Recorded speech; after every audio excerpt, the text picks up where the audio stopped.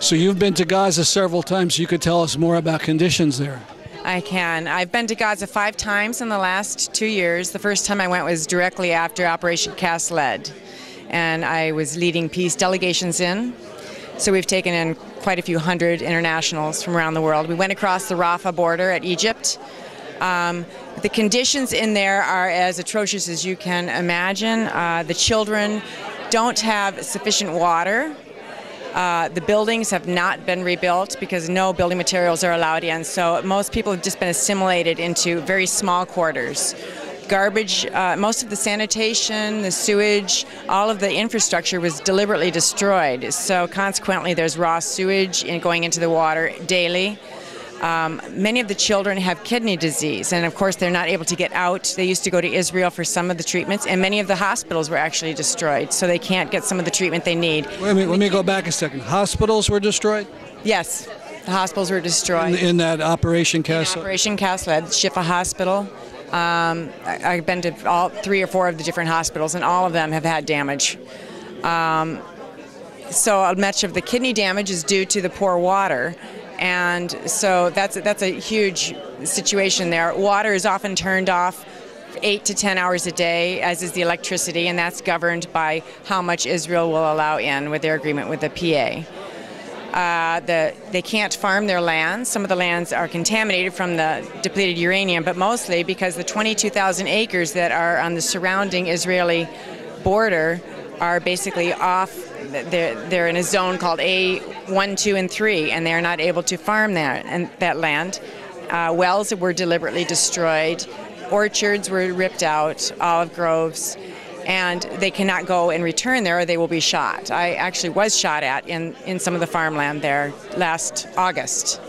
And that's another thing, is that there's a continual onslaught from Israel into Gaza. They'll fly over with the F-16s, and there are bombings still. What about breaking the sound barrier to create a sonic boom? Is that still going on?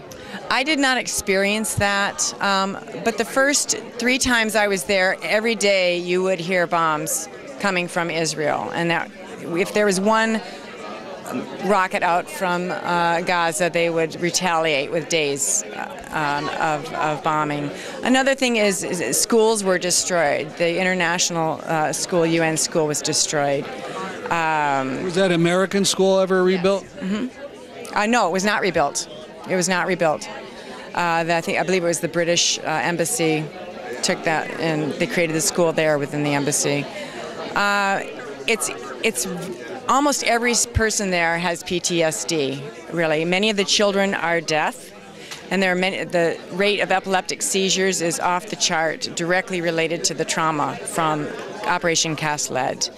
There are lots of white phosphorus gas burns on the children and whoever else was around.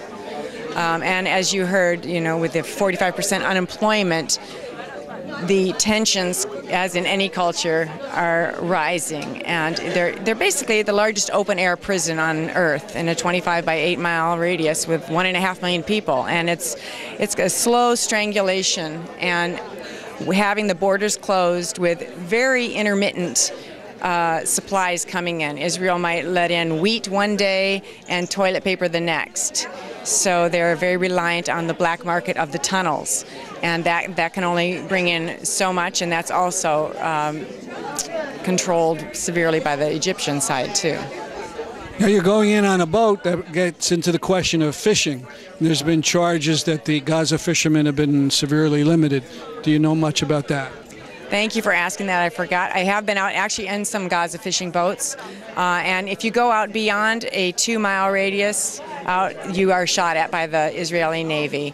So fishing, which is a huge part of their culture and their food source, has been severely limited. They can't go out and get the majority of fish that they were able to before.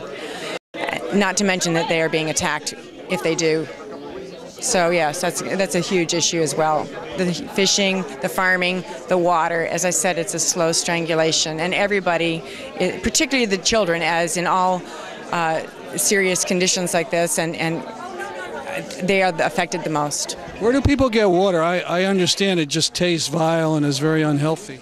It is. When I am there, I have used bottled water that are brought in through the tunnels. And some people have water filtration systems, but those are few and far between. A lot of people just drink the salt water because there's salt water infusion from the wells being contaminated, so it's sucked in from the Mediterranean, and so that consequently therein lies some of the kidney problems, as well as the wells are contaminated with nitrates from previous farming too. So it's a very serious situation with the water. Well, good luck to you.